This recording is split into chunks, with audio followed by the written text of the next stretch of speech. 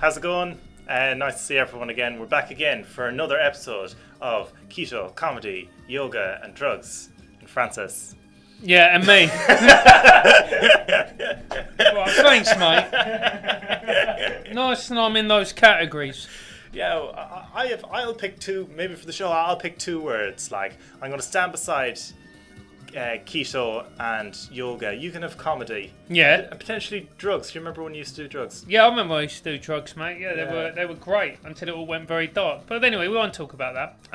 It's going to be a serious podcast tonight. It's serious. Don't do drugs, kids. So, how have you been, mate? And how have the condoms been in the pub? Good? Have they been good, mate? What have you been up to? You absolute dickhead. Yeah. I'll tell the people at home, I suppose. We had a few people come into the bar to do a bit of work.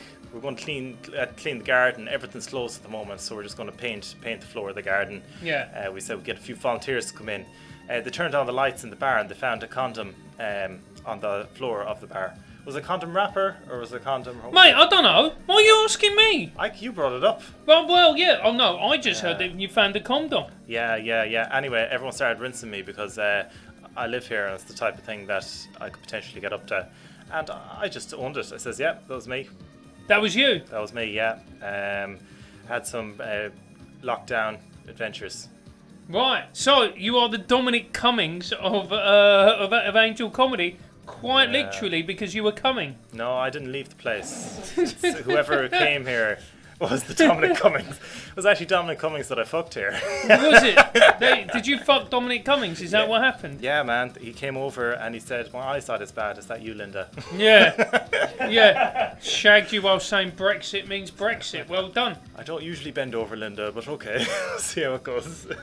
I like the fact that you are called Linda. Why have you called yourself Linda in this? That's his wife's name, I'm guessing. Yeah. Right, okay. If that makes sense. No, it makes no sense, mate. It's absolute nonsense. So, apart from going slowly mental because you've been by yourself, what else have you done? I've slowed down my going mental. This week I was chatting on the stream last night, and what I've gotten into lately, just researching about it, learning about it, is magic with a K. Right, what's magic with a K? Is that like Nazi magic, like all right cake, you know?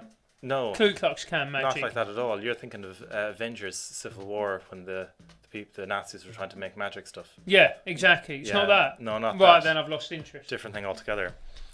What it is there's magic. So I suppose I was chatting about this yesterday. I haven't learned a huge amount about it since yesterday, but there was basically the way you can change the world using words. You know, if you have a good idea or if you say stuff. So the way, if you write something down or if you spell it out, it's like casting a spell. Yeah. So that's the idea. It's very kind of simple form magic in some ways. You have magic that's theatrical, where you pull a rabbit out of a hat.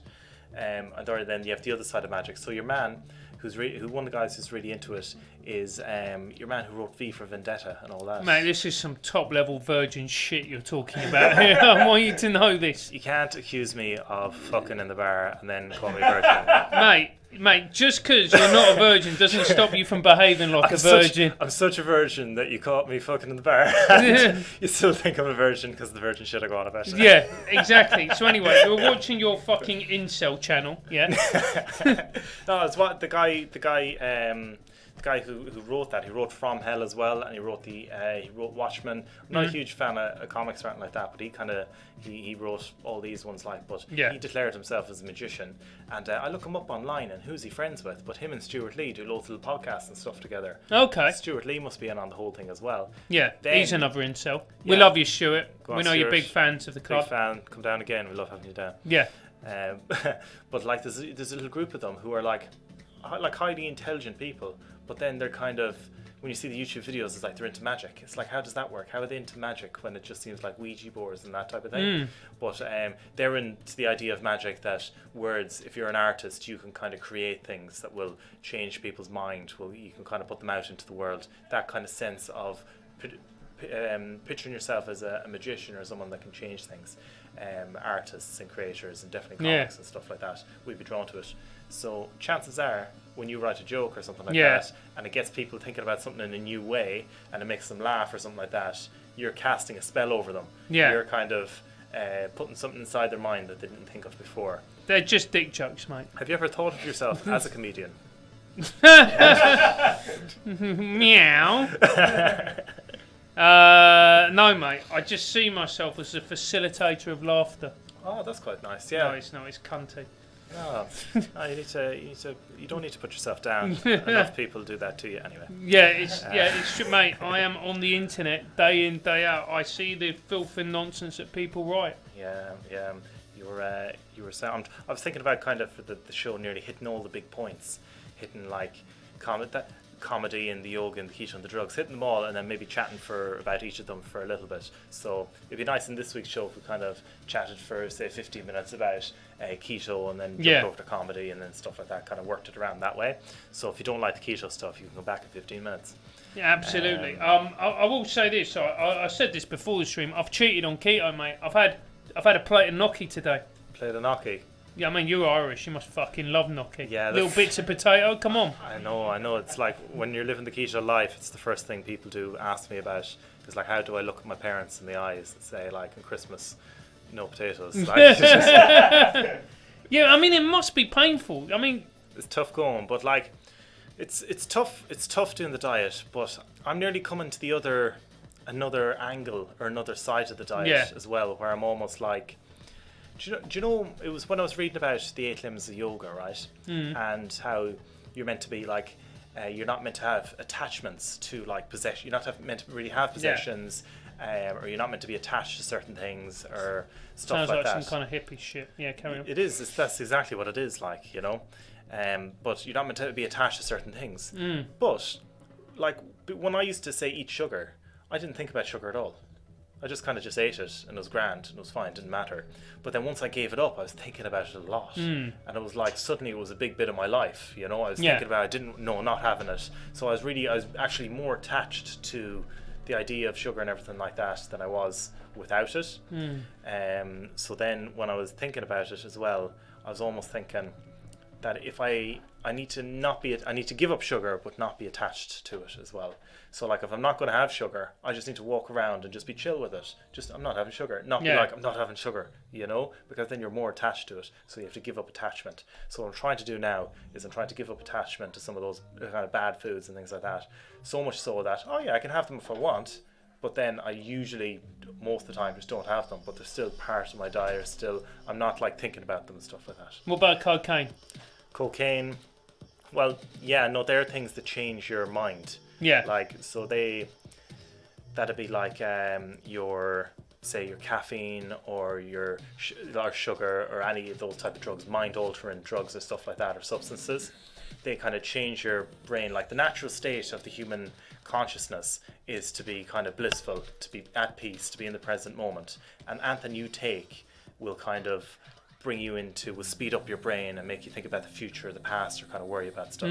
So by not having any of that stuff, you really kind of tone things down. It's very, very peaceful. Your mind slows down, your thoughts slow down, and then ideally you kind of hit the state of just walking around like a total legend. Yeah. Is that the plan? Yeah, I suppose it is. Like, it's just, I started a lot, like the whole reason I kind of got into the keto diet, I suppose, was when I heard, because I was never into, I couldn't justify like having a really strict diet just so I'd be ripped or something like that. Yeah. It was too vain, and it was like, why am I doing that? Who am I doing it for? Like, you know. The gay community, mate. They wish I headed down that road a lot sooner. Maybe. Yeah. Yeah, man, but that's it. Like, you don't want to do it for. I never want to do it for that type. Or if I see people who are really nailing their diet, like, and they just want to look class, it was a very vain thing to do. So I didn't want to be involved in that. Like, but then when I started, when I heard about the keto diet, and the guy who was speaking about it was doing it all for kind of the cognitive benefits, for kind of like your mind kind of slows down, but you think things clearer, you're sharper. Then I thought, like, oh right, diet can affect that, you know. And that's when I started getting into the keto diet, and then it kind of it started going from there to like totally being strict on it, and then kind of not doing weights and stuff, kind of relaxing a lot more and doing started getting into stretching and mobility. And then when I started learning about yoga, then I started getting into meditation, and it was kind of a step all the way along. Right, okay. I just don't want to be a fat prick. Yeah? That's why I did keto, mate. Well, step one, you ate some gnocchi, so it's too late. And this is what the problem is with diets, is you get fucking diet Nazi over here going, well, you ate some gnocchi, so you can no longer be part of my shitty, cunty yoga club. Didn't say you're paraphrasing heavily. But I spent 5 minutes talking about how it's not about image, it's about your mind and feeling good with who you are and not being vain. It's like all you see is shitty yoga cunty club. I tell you what, mate, I reckon if you set that up round here, shitty yoga cunty club, mate, there'd be queues out. I mean, socially distanced queues. Please continue to social distance. Lives are at stake. But it'd be socially distanced. There would be, mate. They'd be there eating their mung bean salad. Yeah. You're not allowed to have beans in this club, but okay. Yeah, exactly. Shitty Yoga Cunty Club, mate. We're in Islington, N1. It's a place for it. Headquarters in Islington. Yeah. Shitty Yoga Cunty Club. Yeah. Would you fancy, if you were to teach a class in my Shitty Yoga Cunty Club? Yeah. What would you hone in on if you had to kind of give a half-hour class about something?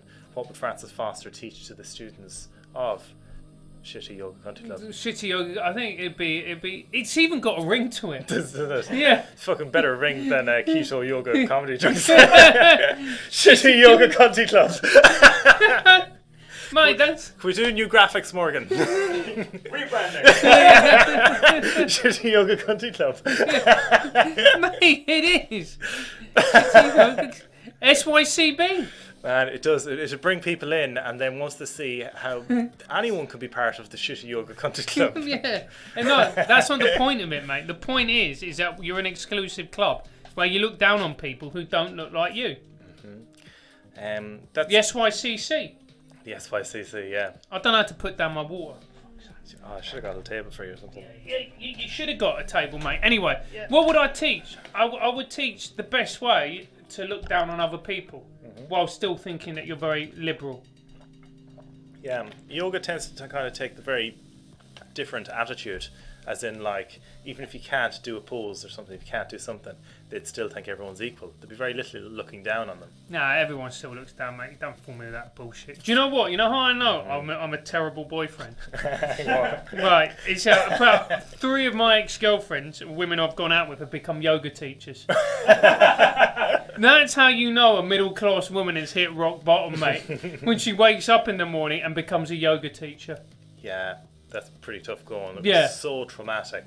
Yeah. That they just got rid of all worldly possessions, gave up on love and connection, and became all about themselves. Yeah. No, genuinely, I think only actually 2 are genuine yoga teachers.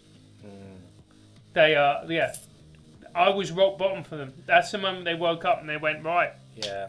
If you were to reach out to them to become potential teachers of Shitty Yoga Country Club, do you think you could win them back?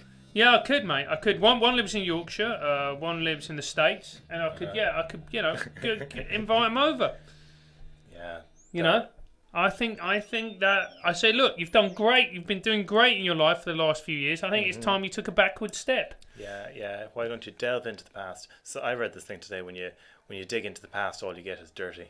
I know, but sometimes dirty is good, baby. Ooh. Yes. Don't have to tell me. Yeah, you should say that to your missus, mate. Absolutely dirty. Yeah, well, mate, you did shag her in a bar, so, you know. Lockdown. Mate, you can't just go lockdown. Lockdown does strange things to people, you know? Strange things. Yeah, well, absolutely it does. Yeah. Anyway. Yeah. I've got a sort of grudging admiration for you. For what you did there. I do, very spiritual, very liberal, but... it wasn't me. She jumped me. It was like, what was I meant to do? I was answering the door. Hey, what's happening? And then boom. What do you do? I'm a guy, living my life, opening doors. Mate, what you do is we go. Excuse me, darling. We're in an international pandemic here. Yes. Have a little bit of fucking respect. It's it's fairly clear I should have done that now. Like, Yeah. if the same thing was to happen again this weekend, I can't see myself saying that in the moment. No, I know you can't. You greedy little man. Yeah, I've been having, like, maybe that's, people say, people ask me about lockdown stuff and say, oh yeah, a lot of people saying it's tough, there's good and bad bits and everything like that. Like, overall, I've been having a good time. Have you? Yeah, like, I'm glad, people say about lockdown, and I say, yeah, I'm kind of glad it happened in some ways at the moment, because you learn a lot, there's a lot of stuff you can do. I've dove deeper into meditation and hooking up with someone in the bar. I love that, what you said. You know, Yeah. I've just delved deeper, do you know what I mean? Into meditation, Yeah. diet. Look, finding out who James O.D really is. Oh, and nailing birds in my bar. Yeah. It's like one of the things where, because we're open like 7 days a week, all the time. If we want to do that, usually you have to wait till like 4 in the morning when everyone's gone home. Yeah, exactly. You know, and Yeah. I'm usually asleep by 11, so But now we're in a national pandemic. Nobody's around. as a keen businessman, I know how to seize an opportunity. Yeah, exactly. Consensually, may we add. The opportunity was seized consensually. Consensually, yeah. Yes. Yeah. Yeah, lovely. Yeah, it was safe sex. Yes. Well, apparently you did. Apparently you did use, you know, the old Is that what they call it? I don't know. Yeah, you can say everything else, but can't say that. Yeah. We talked about everything else, you know. We've got some comments coming in, Morgan, do we? Yeah. Well- Sophie's intrigued as how did you manage to hook up 2 meters apart? Very good question, Sophie. And on behalf of everybody in the internet and the UK, how did you manage to do that, mate? I have a 3 meter long dick. Sophie, I get the feeling that James isn't telling the truth. I'm not. I'm trying to get the comments up on my phone, so it's not working as well as on the computer. Yeah. What is it? Your fingers better unwrapping wrappers, mate, than doing your phone. Getting absolutely. This is exactly what happened when they found the thing. I'm reliving the situation. Yeah, good. And we're Rinse and broadcasting it to 28 people on the internet. Yeah, everyone knows now. Well, Good. oh well. Right, what other comments have we got? I can't. You'd have to shout out the comments, Morgan, Yeah, no, but not to bear in. Sophie's asking, so what's the point of keto? Is it to feel good about yourself? Feel good in yourself. The point of keto is, well, say if you have a goal in your life, there's different things you can do to kind of help achieve it. So say if you want better clarity in your brain, if you want to keep constant energy levels throughout the day, if you want to sleep better, if you want to lose some weight or feel better like in your body and stuff like that, there's different diets, there's loads of different stuff you can do. For all those things, if you do keto, it'll help with all them. So like if you just eat a normal diet, you'll kind of have spikes in blood sugar, you'll have you won't sleep as much, or you might have to sleep more because you're digesting more and stuff like that. Whereas if you go on the keto diet, your energy will remain steady throughout the day. You don't have those big heavy carbohydrate meals where all the blood is drawn into your stomach and then you get tired because you're digesting it. So there's there is some disadvantages to it, as in you don't get any nice sweets. Sweets are delicious in the moment when you're eating them, but then over long term they're kind of not good for you. So you have to sacrifice momentary pleasure for kind of long term gains. Sounds shit. Yeah. If you want to, it's so funny because like you want to live in the moment and be in the present moment. Yeah. That's a lot of my beliefs, and that's where a lot of kind of happy. If you're in the present, if you're very present, that's where kind of living a happy life comes from. But then also, if you live in the present, you just eat cake, like a delicious cake. But then No, but you don't eat cake, mate, because there's no one serves cake. in the present moment, I suppose, yeah. No, who serves cake now? Yeah. Like good cake, not shitty like Tesco cake. I had a cheat day the other day, and I had sliced gluten-free carrot cake. Oh, fuck, mate, this is depressing. I thought, like, that's how far I've been on keto diet for 2 years. So now, even when I do a cheat day or a cheat meal or something like that, that's how far it's gone. Yeah. Well, okay, there you go. Yeah. How was that answer for a keto? Why do the keto diet? I think it was perfect. Yeah. Yeah. Fucking nailed it. Any other questions? So moving actually, you can move into the comedy section. Someone's not just chatting What about... the fuck does that mean? Yay! Sick burn. That's what the kids say, mate. Thomas Mott's is saying he's seen Stuart Lee 52 times and Daniel Kitson 99. Yeah, very true. That's... What, all at the Bill Murray? Have we had him that many times? Yeah, man, he's like a tough fan. Like, he even helps us out with if there's problems with the website and stuff like that. He gives us a shout, even if there's any of our copy that goes up or things like that. And he always has some great ideas about the club. He definitely speaks to staff all the time, so it's great hearing that. I'm delighted that when he does, I do know, and that from hearing that now, I do know when he gives advice, he fucking knows what he's talking about. He's seen a lot of shows here. He's seen a lot of great shows here as well. Yeah, but has he seen James O'Donnell? Has he seen? He's probably seen a lot of me now between the live streams for the last while. I recorded an hour-long show about in August last year as part of the Camden Fringe, and I keep thinking I should need to put that up. I might put it up. Do you know how we do the archive thing every Friday and Saturday? Yeah. I might just put up my show sometime. Don't do that, mate. We'll stick that up. And all the people on the live stream who've got to know me and stuff, they'll be able to see my comedy because they'd only seen little clips before. Yeah. So that'd be and kind they've of stuck cool around. too. Yeah, there's a few people stuck around. Yeah, man. I'm very comfortable at, like, that's not the worst rinsing I've got today. So this is actually a toned down. Toned down rinsing, mate. Yeah, this is one of the disadvantages of feeling great is everyone else tries to make you feel terrible. So not only do you smash women, mate, you also smash lockdown. Yeah, you're feeling too good about yourself, James. Too comfortable in your body and your mind. Need to take you down a peg. This is like being back in Ireland. Yeah. This is it, mate. It's the beauty of Ireland. What other, any other comments, Morgan? I like Thomas's point of, I've not seen James, but I've seen Francis. ... Oh! Yes. There you go. Yeah. Ask him if I changed his world. Get back to me. Yeah. ... Get fucked. Don't care how many times you've seen Stuart fucking Lee or Kits in here. Stuart Lee, yeah. It was 34 for Kitson, by the way. 34 for what? For Daniel? More for Stuart? He's seen 34 kits. 34. He's seen Kitson here. Yeah. But he's seen Kitson 99 times total. Oh, he's seen him 34 times here, 99 total. Yeah. Wow. I think that's how Thomas kind of got involved in the place a little bit when he was coming here. He was a Kitson fan for like years, seeing him different places, and then when Kitson came here, he brought a lot of his audience who would have never known about the place. I was downstairs once. We were open for about 2 years, and a guy came in. He seen the show, had a great time. He was leaving. I was giving flyers to a different show, and he says, "This place is brilliant. I go to comedy all the time. I go to like." He says he went to the Apollo gigs. He loves Kitson. He says he goes to 5 or 6 shows a year, and he'd never heard about the place. And I was like, oh shit, like we do promotion, we do this, that, and the other, and yet there's people out there who are comedy fans who live in London who still don't know about the place. It's like a bit sickening, you know. It's just like people have got their lives, mate. Yeah, you just kind of think that if you have a class comedy venue and it's got really world class comics on, that if you're into comedy and you live in London, you'd know about it. But I think that's the magic of it, mate. Is that it is a little bit underground, that people don't know it. Yeah. You know what I mean? Yeah. So we don't get like, pricks down who say things like, yeah, I've seen your act, ... I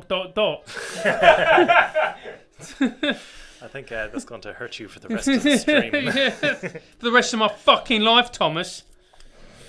Yeah. When you're say, I know you're flat out. I just see your clips going up, and even before the stream, you were working, getting some stuff ready for your trigonometry podcast and stuff like that. That's such a huge chunk of your life during lockdown. And before lockdown, obviously gigging and doing comedy was a massive bit. Yeah. How do you kind of see, say, maybe in a year's time, when the podcast is, if it keeps growing at the rate it's growing? Yeah. How do you see kind of world domination? Yeah. But would you see yourself taking a step back from live comedy and doing more podcasts, or will you always try and keep those, like maybe a couple of new materials and then do a weekend gig? I mean, like, would that be regular for you? I'll be honest with you. Like, so I get most of my gigs. I would say I do 70% MCing because it's very difficult to get gigs in London if you're not on TV, if you're not, with a basic major agent, all the rest of it. So the reason I get nice gigs is because I MC a lot, and then occasionally I'll do a spot for them as well, just because I know them. So what I'll basically do is I'll rein in on the MCing. Because I love MCing, don't get me wrong, but it comes a point where, because when you do like a spot, if you can like ping about all the clubs and do 3 or 4 clubs a night, you can earn a decent money, and then you're done. Yeah. It's done, it's finished. Whereas as MC, you stay in one place, and then whatever, 200 quid, 150 quid for the night, whatever. And it's not, There's so many comics in London who talk about doing 3 or 4 gigs on a Friday night or Saturday night or something like that. Like a lot of people talk about that, but I think there's a very, very small set of comedians who actually do that. Yeah. There's a lot of comics on a Saturday night who are delighted if they've one nice gig. Of course. Like, is there many people that would realistically, like, say, even yourself, like, you've MC'd pretty much all the top clubs, or you've done spots at them all around London for sure. Like, is there enough clubs here, and would there be enough booking where you would be able to kind of go and say every Saturday night book in 3 gigs? Do you think that's a realistic thing, or is the fact that you're MC and you were there for the full night that's actually better paid and it's more enjoyable to MC because you have it locked in? And the thing is with the MCing is that I can just stay in London. So, because as an act, you've got to turn it over your material. And you've got to travel more. You just do. You've got to go to Manchester. You've got to go to Glasgow, Dublin, whatever it is. So by MCing, that means I can stay in London a lot more. But if you get a name for yourself, then you can tell everyone to get fucked. Yeah. And then you can stay in London. Yeah, you can stay in London. Which is the plan, mate. The plan. I only ever want a gig here in Top Secret. That's it. Oh, and the Boat Show.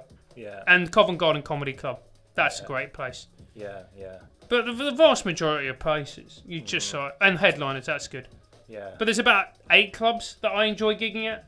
Yeah, so all those clubs that you'd be doing, like, say you named 4 clubs there. Yeah. Would you be thinking like every weekend you'd be doing 2 of them on Saturday? Yeah. And next weekend you do 2 of them again, and then like every month you'd be back at the same places again, Yeah, maybe. I don't know. Or maybe I'd just do it. Yeah. Just do it. Like, just do 4 gigs on a Saturday, bang them out, nice crowd, Yeah. get your money, get my home. money. Yeah, go home. Yeah. It's tough, man. I can see, like, you're definitely one of the comics I think of with regards club comic, hitting it hard, travelling around loads, been on the circuit for a while, like, been mate? doing Jeez. the job. Thanks, mate. Don't make my life sound tragic. Relentlessly hitting the clubs. Doing the same jokes day in, day out. With a tear in your eye. Does it really get you? Well, tell me about the slow and inevitable disintegration of your soul. Yeah, and that's where the podcasts come in. Yeah. I put something up online. It was one of my Instagram stories this week, and it was like my physio emailed me and said that he's starting a podcast. Get rid of him. Do you think so? Yeah. Yeah, get rid of him, mate. You don't want that. It needs to be funny. Yeah. From Francis Foster. Yeah. Is there a punchline at the end of his anecdote? If not, fuck him off. But when he emailed me that, it got me thinking of the story about JFK's dad, who was getting his shoe shined one day, like in New York in the 1920s, I think it was. He's getting a shoe shine, and then the boy who's doing the shoe shine was giving him advice, saying, "Oh, you should do this with this stock and that with that stock." And the guy who was shining the shoes had stocks. And then JFK's dad didn't even go home. He went straight back to the office. He didn't even sell up all his stocks. He sold his stocks and shorted them as well. And then when the big depression came, which only came shortly after that, he made an absolute killing. Like, his family were sorted for ages, but it was the idea that if the shoe shine boy is trading stocks, it's like over. It's over. So when I see a physio who's saying he's starting a podcast, that kind of it's leaning me into that territory of like, it's fucking everyone doing podcasts, like. Yeah. Well, the thing is that with podcasts is that it's like it's an oversaturated market. Lots of people have a podcast, but it doesn't mean that you can't have a podcast that is not popular. Yeah. The reality is, if you have a podcast, you need to be on YouTube, because YouTube is the world's second biggest search engine. Yeah. Therefore, if you are not on YouTube, you're not going to make your podcast searchable. It's as simple as that. So your podcast needs to be on YouTube. Yeah. I'll have to do that. Yeah. Well, we're on YouTube, so we only stick them up. But what I'm thinking about is, you're dead right, because, like, say with stand-up comedians, there's loads of comedians, but you can still, if you're good, you can still be a comic, and you can still become a comedian. If you want to do a podcast, you can still do a podcast, even fucking everyone's doing it. You can still do one and it can still be good, like, But that's what I'm thinking about, say, with the live stream and things like that. I'm trying to think of the next kind of evolution of it a little bit. Like, there is kind of one step where you do video it and you do your clips and you have them on YouTube. Like, that's kind of almost base level if you want a decent podcast now, like. But then integrating kind of Instagram live, you know, kind of chatting to your audience, maybe having different tiered systems a little bit, and being on YouTube and doing live stuff. But all podcasts are essentially kind of live in some ways, like they're recorded and they're put out live, but it's a real conversation that's happening. Oh yeah, it goes out as live. Yeah, it's same like that. I was chatting to my mum back at home. Has she got a podcast? No, she doesn't. I wonder would she have a good podcast? What would she talk about? No, Well, she's got a farm, hasn't she? Huh? She's got a farm. Yeah, they do. They've farm. We've about 10 cows and a load of fields, and we kind of have the cows. I think my dad just has them for like a hobby, nearly, and just to keep the grass down. Because if you don't have any cows around, they just grass overruns and the whole fields look all overrun. They'd be like, "Who's that family who doesn't look after their fields?" Yeah, that'd be us, and we don't want that. Do you have a favourite cow? I did when I was growing up. Basically, anyone who had any cow that had like some strange pattern on it. Yeah. So like if it had a star here on its forehead, white star, black cow with a white star there, he'd be called like Starry or something. You're very imaginative, mate, and I really like how you've changed the cow's gender halfway through that story. Well done, mate. Yeah. Cows were always guys when we were growing up. Or man washing, I heard that's called. Yeah. Right, yeah, it is. It's yeah. And you're a disgusting, sexist pig and highly problematic, and I don't know why I'm in this room with you. I started picking up little phrases like that. I've heard them on different podcasts. Man washing. That'd be like if I was saying to a guy, "Oh, hey, what's up, man?" Not even, "Hey, what's up, man?" But if it was a girl, you man wash them because you just expect that they're a man because they have a man's name and stuff. Okay. This would be more your area. Yeah, it would be. Yeah. We do. So I should stop talking. Mansplaining. That's a good one. Mansplaining, yeah. Manspreading. Spreading, yeah. I'm doing all them right now. You are being incredibly problematic. That's one thing that's actually good about the social distancing now is manspreading will be completely socially acceptable. Well, yeah, of course. There's be a lot of space around 2 meters. 2 meters man spreading. Yeah. How are we doing? The show's going pretty well. We've done keto, fair chunk about comedy. Yeah. A couple of questions on comedy though for your friends. Yeah, go for it. Is it this Tom? No. Where's he gone? No. Tell him I'm going to hunt him down like a dog. All right? I don't care how many times you see if it kids isn't Tom ... Yeah. He did go on to say that was a comment more about James earlier than you. You're great. He saw you open for someone whose name I've lost. But Sophie wanted to know your reasons for saying the clubs you did, the clubs you like around here. Because I think it's a nice thing to just give them a little shout out. Oh, lovely. Yeah, so that's why, and also to prove that I do them, Sophie, and I've got a fucking career. Career. ... Well, correction, I had a career, Sophie, till that virus bastard came along and ruined it. Yeah, those clubs, just expand on it, those clubs that you mentioned, they're definitely the top clubs. They have the biggest, they have the best audiences, largest rooms, and they fill them out and they're pumping. There's loads of the random ones, certainly little cricket clubs outside London is kind of the common one. Oh yeah, I've died on my hole in many of those clubs, mate. Where they're just there and they're putting on a comedian because they need to put something on. But in top secret, in any of those places, they have really good comics. They have a really good audience who are up for it. The rooms are pumping, the music is going, they're rammed. They want to see comedy. Mate, this is bringing a tear to my eye, mate. I know, this is my old life. Isn't it? I listened to one of the last sets I done before lockdown. I listened to it the other day, and I was just listening to it and oh man, that was fun. I fucking done well. Do you remember we used to moan about comedy I'm gonna do a gig now. Oh, they're quiet. Now I'm oh, they're here. Yeah. What? You're sitting next to each other? Fuck. Yeah. It was El Madrigal that you were opening for. Oh yeah, El Madrigal. Yeah. He is I forgot him from him. He was a correspondent on the Daily Show, and he's also in a couple of Marvel films. Yeah. There you go. And he's the man who his company organised, filmed, produced, and released Bill Burr's special. Oh, really? Yeah, him and Bill Burr started a company, I don't know, 15, 20 years ago. I think it's Always Be Comedy or something like that. No, that's a James Gill gig, isn't it? Is it? Yeah. maybe he done that as well. Yeah. But like they had that company and they produce all their own stuff. They get it all together, and the two of them are involved in that. But it was a huge YouTube thing from years ago. It kicked off before a lot of the stuff. But they were the two guys that obviously fucking titans, like, you know. Yeah, it's great. He's a nice guy, Al, and but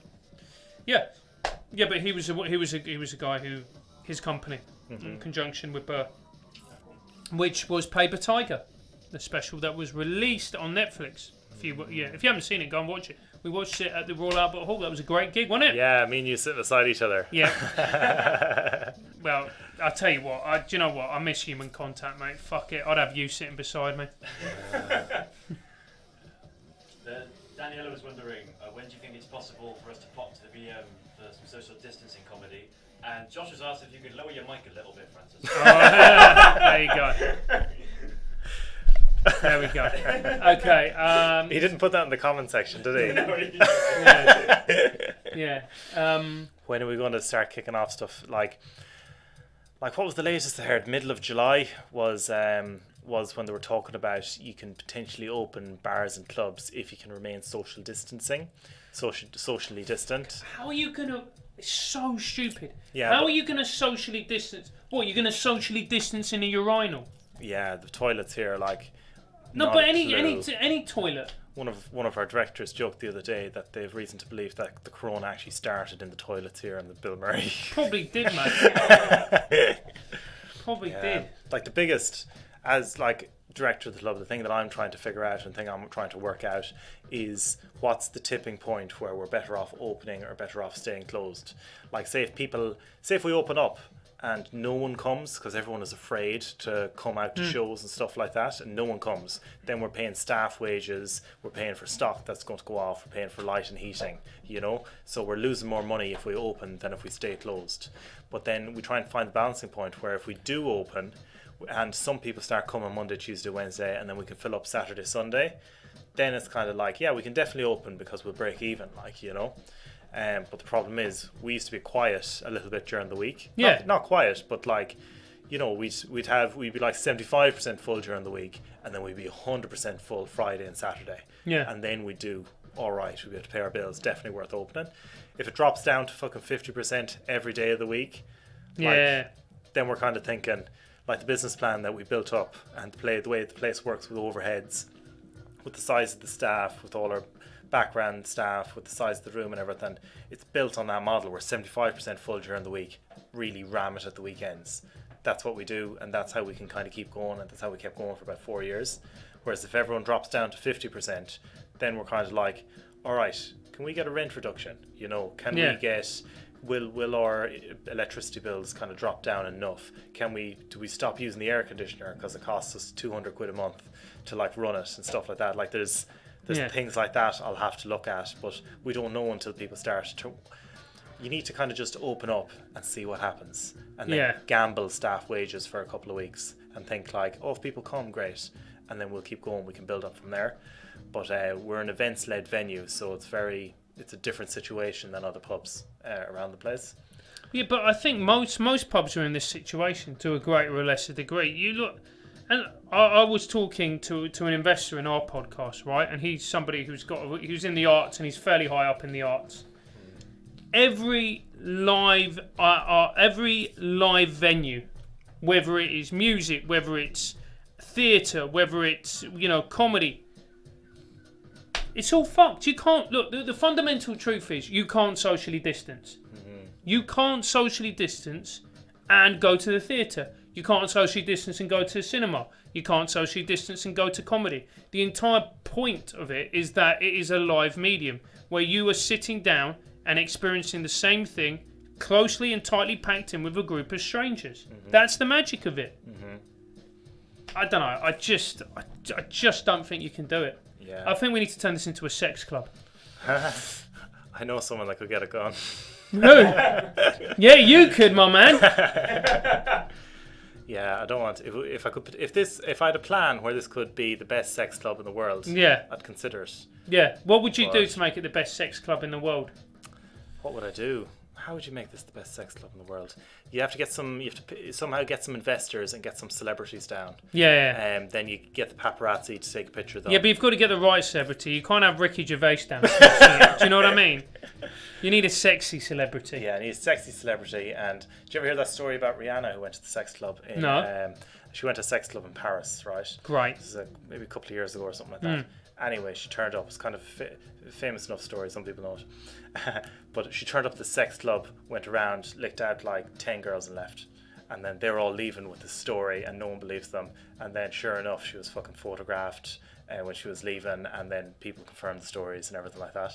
You know what? I always said Umbrella was a great track. Yeah. Do you know what I mean? I should get her down maybe. Yeah, I think what you do, get Riri down. Right? Morgan, take down these ideas, mate. We need... I'll get working on the graphics during the week. Yeah. So we'll get Rihanna. What else do we need? We need Rihanna.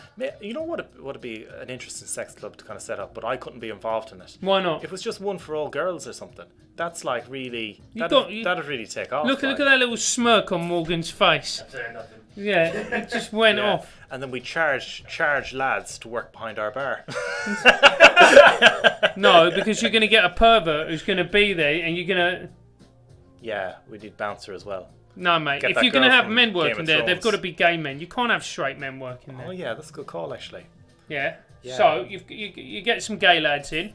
Yeah, but like originally Angel Comedy was founded on like bringing laughter and joy to the community. Yeah. I imagine the community, it'd be difficult to get the social capital that we've built up in this place to transfer over to a sex And club. that's where you bring live streaming in. Live stream the downstairs. Mate, put that on Twitch. Yeah, Twitch. Seriously, that'd do well. You get your followers up to 32 with that. Yeah, that would be good. We get a waiting list, people queuing out the door. Absolutely, mate. Listen, this is what you want. Yeah, and with opening up the one thing that I'm kind of slightly afraid of in some ways with the club or that when it's opening up is that you could open up and you could set up 7 tables in the room and 4 people at each table. Yeah. And you could like have to pay in and do that type of club, but it'd be such a shit gig compared to 100 people in the room. Everyone's there for free. What the fuck's going to happen? It's just it doesn't work, mate. I don't think it certainly wouldn't be as good. And I really only want to be involved in stuff if it's going to be really, really good. Yeah. So if I can somehow figure out how to put on a great comedy gig or something really good. Like one thing that we could look into is in the evenings of that doing courses. We could put on a fucking great school here. Yeah, absolutely. If I could help build a great school for whether it's comedy or performing or teaching about editing or live stream podcasts or something like that. As long as it's great, I'll do it. If it's a great comedy show, I'll do that. Shit comedy show with fucking 20 people in it, not into it. I'd rather try and do a great school. That'd be better. And it's not financially viable to get 20 people in. Yeah. It just isn't. So I don't, it's going to be interesting to see what happens really, because they're talking about January at the earliest. Mm-hmm. Yeah. Really? Yeah. This is what this guy was with this investor in the podcast was saying, and he's fairly high up in and he was in the arts. He was talking, and they were all talking. The Royal Albert Hall, all these people. Yeah. National Theatre. Is it the South? I think maybe it's South Bank or National Theatre. They announced that they've just written off this year and the first half of 2021. So they're not going to be scheduling stuff and not thinking about getting people in until April, next year. Wow. That's a huge thing, and they're going to be they said at the end of this year they're going to be 5 million in debt. Yeah. And everyone's like, how are you going to be 5 million in debt at the end of the year? They said by the end of the year we'll be 5, because they had very little money. They were kind of just like any business. You have a month's reserve. Yeah. You better keep going because you start spending out as much as you start bringing in because Yeah, you're of trying course. to grow the place. So they're at the end of the year they're going to be 5 million in debt. And they were asked, how are you going to be that in debt? It says it's going to cost 5 million between now and the end of the year to mothball all their exhibitions and everything like that. Just the phrase, I love the phrase, I hadn't heard that before, mothball. Just make sure everything's all right, everything's locked down. Yeah. Things are still going to be here next year for the next 9, just have security around the place because you have to have them or something. It's going to be 5 million to do all that for down there. but like it's just expensive to stay closed. But they're totally thinking about next year. Yeah. And if they're kind of hanging on now, oh, maybe we'll open up in this time, and then if it's not, it'll be fucking 10 million they'll be in debt. So they're best off cutting it now, saying it's going to be next year, and then just planning for that rather than doing that. Yeah. It's insane, isn't it? Crazy. Yeah, but you're totally right about like all those like with the pub, it's made like the whole purpose of a pub or even a comedy club or something like the whole purpose of it is to reduce social distancing. Yeah. All those people who are in an apartment by themselves, who don't live with friends, who are social distanced like 5 days of the week, Yeah. they can come somewhere where they're not socially distanced anymore. That's the real purpose of a pub. And definitely a club and definitely everything like that as well. But yeah, I'm worried. I say I'm worried, but like, Jesus, if you're to pick a business or if you're to pick anything, totally comedy club. Like, we're so flexible. Like, we're like, we can open up, we can close. We have loads of people who want to get involved. We can grab comedians whenever we want. We're very, very flexible. It's not like we have a big production line that we need to start production on the 1st, so we have products on the 14th that can be shipped off for the 19th. It's not like that. We're like, oh yeah, you can open up from tomorrow. Cool. Me and Francis are going to be on that stage tomorrow. I did the last ever gig at Top Secret. Yeah. Yeah. Oh man. Yeah, on the Monday when Boris closed everything. Yeah. I emceed it, and then I went on and closed the gig. And then I told the owner, Mark, who's a lovely man, I said, that is the greatest gig Top Secret has ever seen. Francis Foster on twice. Yeah. You emceed it, and then you went on and closed it. Yeah, because Joshua Robertson, who's a disabled comedian, and the reason I say that is because he tried to get an Uber, but Uber was shut down that night. Oh, wow. Couldn't get an Uber, so obviously Joshua, bless him, being disabled, couldn't make it. Fair play to Top Secret for doing shows on that Monday. We were doing 2 solo shows and 1 mixed bill show. Yeah. And by like 2 o'clock that afternoon, the 2 solo shows had rang in and said they want to cancel because they didn't feel comfortable asking people to come in. And then once that happened, we pulled the mixed bill show because it wasn't worth having on because Monday's a bit quiet anyway. Like, so just having 1 show on, it wasn't worth opening. And then, sure enough, the next day, whole country shut down. Like, you know. And that was the day we had this meeting to set all this up. And did we do it on the Tuesday? Did we? It was on the Monday. We said in 2 weeks we might be closing. Yeah, 2 weeks. Yeah, we said that we're in the meeting that was on a my Monday. original time frame to get this all set up. Yeah, Really? Yeah. In 2 weeks we might be closing, so we started putting plans in place. And literally, the next morning, I was downstairs with all our staff, and I was going through our expenses, what we have in the bank. We were telling everyone, this is what we have in the bank. This is what we have to pay out in the next few months. This is your wages. This is what's left at the end of everything.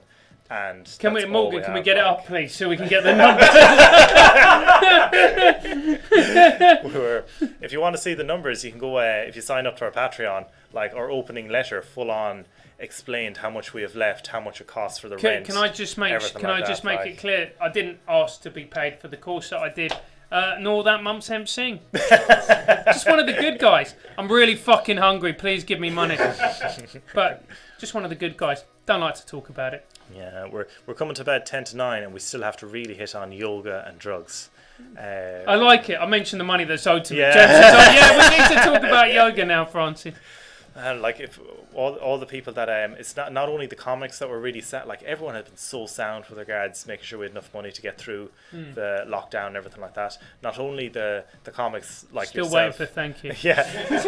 No, but that wasn't like a gig, man. That was a month of teaching classes. Like that was like that's huge. Like, and that's definitely like we're going to get all that back. Like, we better fucking get it back. Yeah.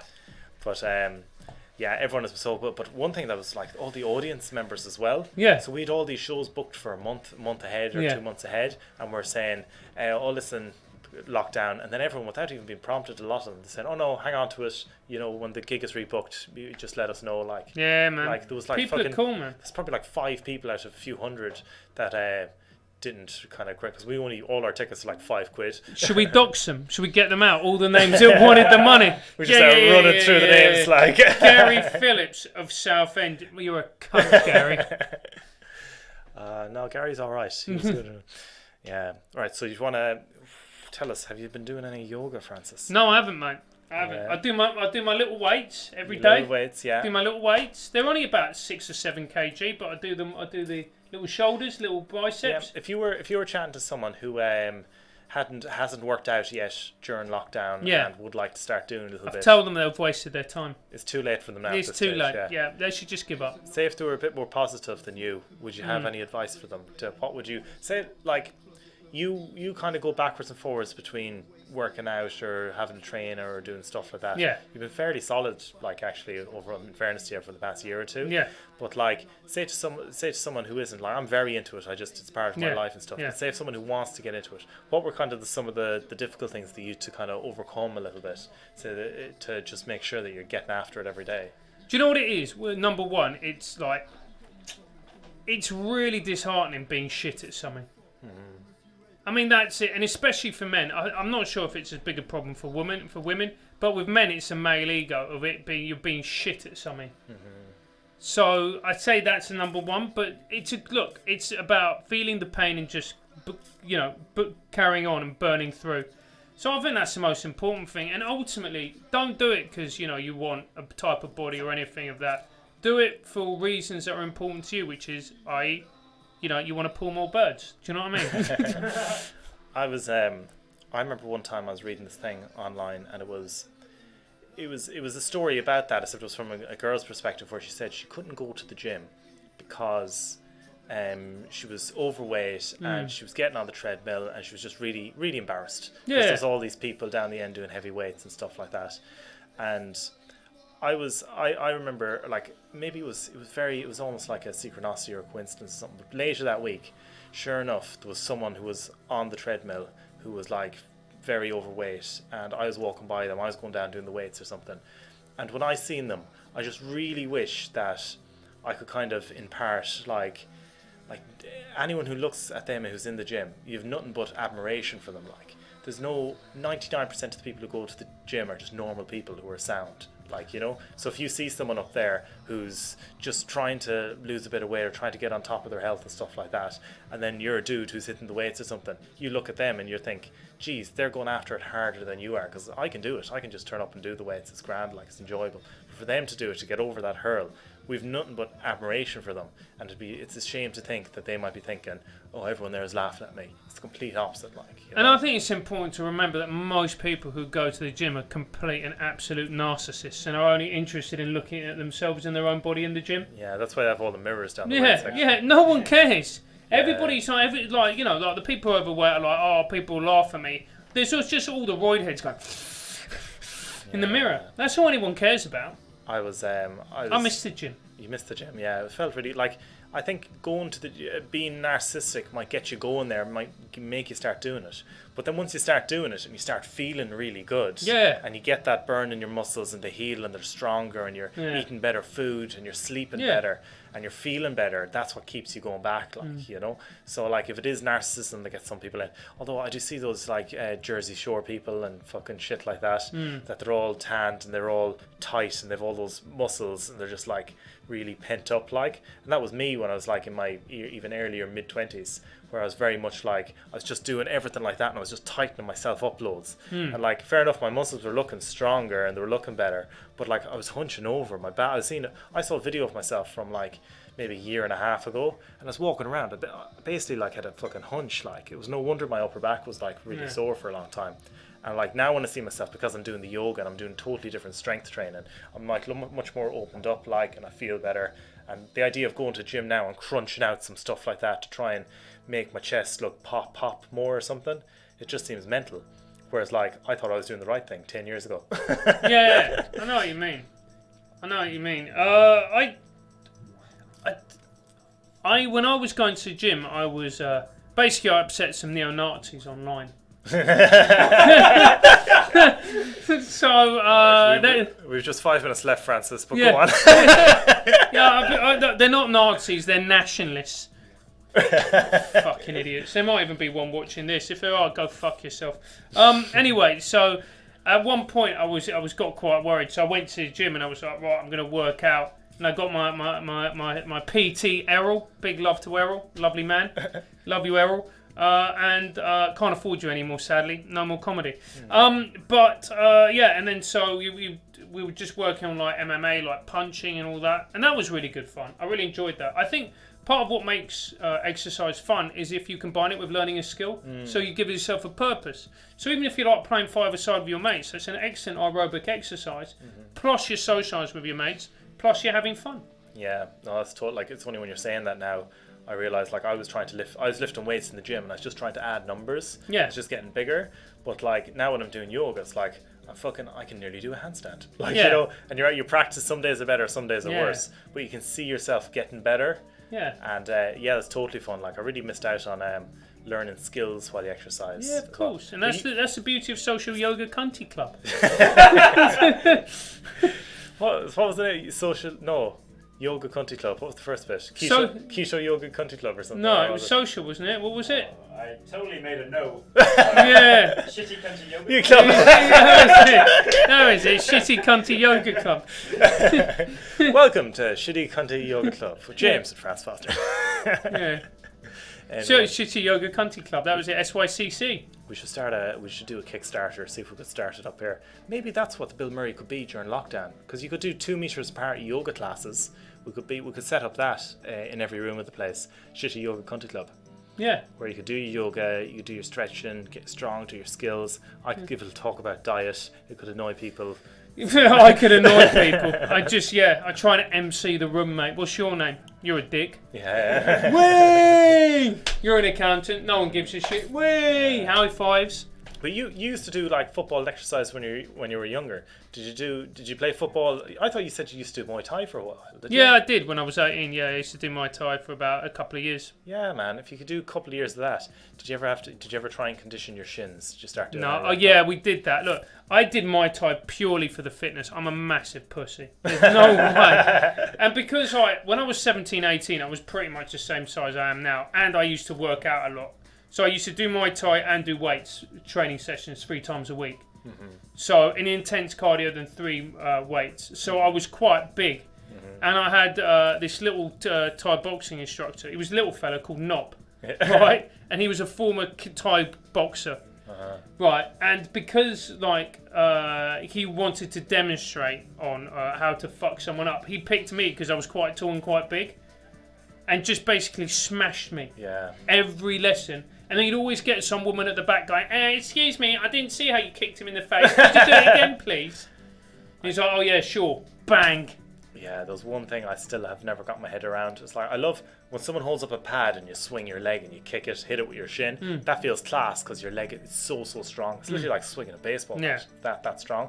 But then the idea of trying to kick someone's leg, and then the way you defend against it is you check it, so you lift up your shin. Yeah. So instead of them just hitting you in the knee or hitting you in the quad with their shin, it's shin on shin. Yeah. So you lift up, and like that's how you defend it. And the defense of getting kicked is when they kick you, you both hurt equally. Yeah. Like that's the defense. Yeah. You know, so they're less likely to throw the next kick because it'll hurt equally. But that's there's no such thing as like they throw the kick and you move it and deflect it and they miss. No, you both hurt equally. Like, but I can't picture because I do feel my shin sometimes, and they say you're meant to hit with the blade of your shin. So you have the blade of your shin, you're meant to chop down on their leg and hit it. Yeah. But like I try and picture it sometimes. Like, where is the blade? Because like your shin bone, there's a big flat bit to it, and then there's it turns the corner either side. Yeah. So it must be the top of your shin, like. But just imagining hitting it back, because they've like big huge sandbags in the gyms, and you're meant to hit at it, and then you do micro fractures on your shin, and then they heal stronger, and then also you deaden the nerves all the way along it. But like.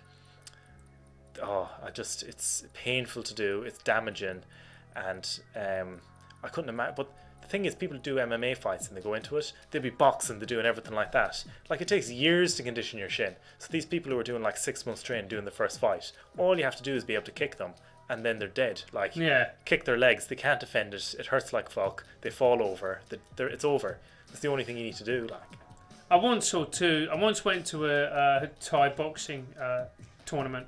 Mm-hmm. And I saw 2 9-year-olds having a fight, In Thai boxing. They put him in the ring. Yeah. Genuinely the best thing I've ever seen. It was. One of them just came up to the other one. They're doing all the technique, and they just swung and just kicked him straight in the nuts. And the other one fell down, right? And they picked him up, made sure he was all right. He was. And then when they came to fight, the one that got kicked in the nuts forgot all his technique and just swung in like this. He was so angry. It was brilliant. That's I hate great. children. Thai boxing, lads. That's so Yeah. funny. Man, next week we'll try and find a video for that and Yeah. we'll show it. And child cruelty is very funny. It is. You've got to get into it. That's cool, man. I'm gonna wrap it up now, I think, because 9 o'clock, and it's with the one extra person in the room here. It's always so roasting. It gets really warm. It's just sexual charisma, mate. It's not coming from you anyway. Thanks for tuning in, listening, everyone. I hope you like the little bit of structure that we put into the show today. We didn't quite get to the drugs part, but maybe we'll do a longer section on drugs in 6 weeks by myself alone in my room. We'll be back next week. If you particularly liked any bit of the show and you'd like us to kind of zone in on that a bit more, stick it in the comment section. I'll be there for a little bit after the show. I'll have a look because I do want to kind of think if you could let us know what worked well in the show and what we can expand upon. That'd be really cool for again. But like a little bit of chat at the top, then maybe 10-15 minutes on each topic. That's what I kind of like to do, and yeah, it was fun to do. I think you might come back next week if you're off the sound, Francis. Yeah, I'll come back. Can I plug my stuff? You can always. Yeah, so if you want to find me on Twitter and Instagram, it's at Francis J. Foster. I've had to get rid of Failing Human. It's at Francis J. Foster. And if you want to hear the alt-right speak without if you want to hear politicians, economists, journalists, comedians talk freely and openly in a supportive environment where we talk about serious matters, but with a lightness of touch, check out Trigonometry. That's the word trigger and then Nometry on YouTube, Twitter, all the rest of it. Trigonometry. It's very good. Also, I'm told. Nice one. Thanks a million for tuning in, guys, and really appreciate you sticking around and the comments and the questions and everything like that. It's nice chatting, and I'll see you again soon. Take it easy. Yeah, Good Tom, night. fuck you. Right. Is that all right? Yeah, that's great, man.